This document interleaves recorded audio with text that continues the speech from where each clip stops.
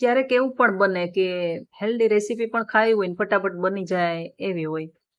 તો આ રેસીપી ઉપમાની છે અને ઘણા બધા વેજીસ સાથે એકદમ ટેસ્ટી અને હેલ્ધી પણ છે. તો ચાલો બનાવીએ આપણે ઉપમા. અને પેલા જોઈએ કે એમાં શું શું સામગ્રી જોશે. તો એકદમ ફટાફટ ને એકદમ હેલ્ધી જો ઉપમા બનાવવા હોય ને તો આ રેસીપી તમારા માટે છે. તો અહીંયા 1 કપ આપણે સોજી લીધેલો છે, મીડિયમ જે જાડો આવે છે. એ જ રીતે થોડા એવા વટાણા છે, ફ્રોઝન કરેલા છે, પહેલેથી થોડા ગરમ પાણીની અંદર બોઇલ કરેલા છે.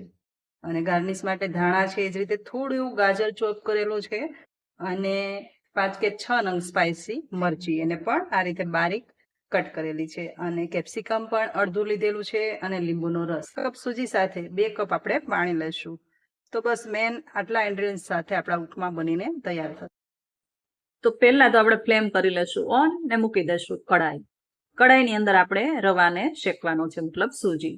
તો અહીંયા મેં જાડો સૂજી લીધેલો છે અને હવે એને મીડિયમ ફ્લેમ પર આપણે 3 કે 4 મિનિટ માટે શેકી લેશું. જ્યારે થોડી સ્મેલ આવે ત્યાં સુધી આને શેકી લેશું. હવે રવો શેકાઈ જાય ને પછી એ જ કડાઈની અંદર આપણે થોડું તેલ મૂકી દઈશું. માટે આ રવો શેકાઈ ગયા પછી એને સાઈડ પર કાઢી લઈશું અને એ જ કડાઈમાં 1 કે 2 ચમચી તેલ મૂકી દઈશું. તેલ ગરમ થાય એટલે અડધી ચમચી રાઈ અને અડધી ચમચી આમાં જીરું એડ કરી દઈશું. એ જ રીતે કઢી પત્તા 3 કે 4 પાન અને બધા જ વેજીસ જે આપણે બારીક બારીક ચોપરની અંદર ચોપ કરેલા છે એને ફ્રોઝન કરેલા વટાણા એને મેં બોઇલ કરેલા છે.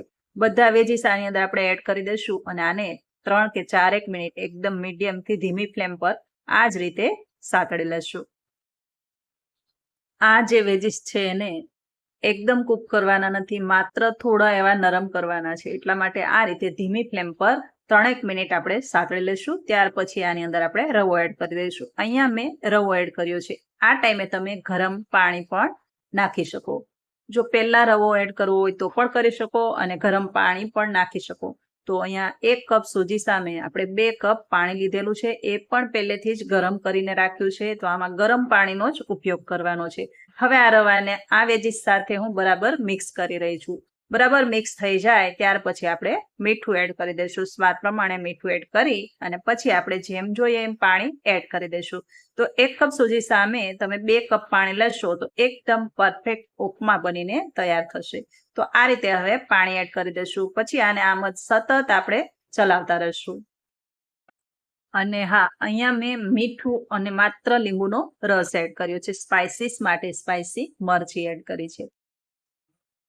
તો થોડો ખાટો, થોડો તીખો અને થોડો ટેસ્ટી એવો આ ઉપમા બનીને તૈયાર થશે. માટે 2 ચમચી લીંબુનો રસ અને સ્વાદ પ્રમાણે મીઠું નાખ્યું છે. હવે આ જ રીતે સતત ચલાવતા ચલાવતા જ્યારે એકદમ ઘટ્ટ થઈ જાય ત્યારે આપણો ઉપમા બનીને તૈયાર થાય. તો મિત્રો અહીંયા ઉપમા 2 રીતે બનાવવામાં આવે છે. એક તો એકદમ જાડો અને એક તો આટલો થોડો ઢીલો.